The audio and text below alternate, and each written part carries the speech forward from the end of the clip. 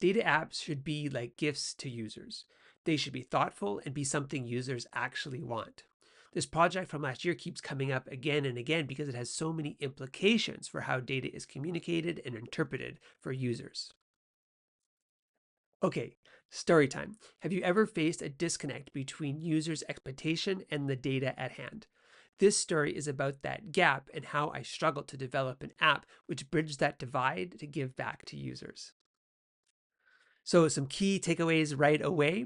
In regards to predictive models, random forests are excellent for noisy data. And what will become really apparent is that LLMs for data enrichment and data augmentation have powerful business applications. Like any good story, it has layers: philosophical, technical, emotional, surprises, conflict, and heroic goals. Well, maybe not heroic goals, but users needed a system to estimate transportation costs for large pieces of construction equipment or construction materials. These are tasks that were performed thousands of times annually. And the goal was very practical, and that was to leverage our historical data for consistent, accurate, data driven estimates. Initially, users described this sort of table of options that led to an estimate. We knew the load, and then this would lead us to a possible truck type. We knew the destination, and all we wanted is just to lead to a good estimate. But what's really interesting is that over time, this historical data set, even though the costs were accurately accounted for, the descriptions of the load and the origin and destination was slowly separated from the cost over time. And we needed a way to bring these two data points back together.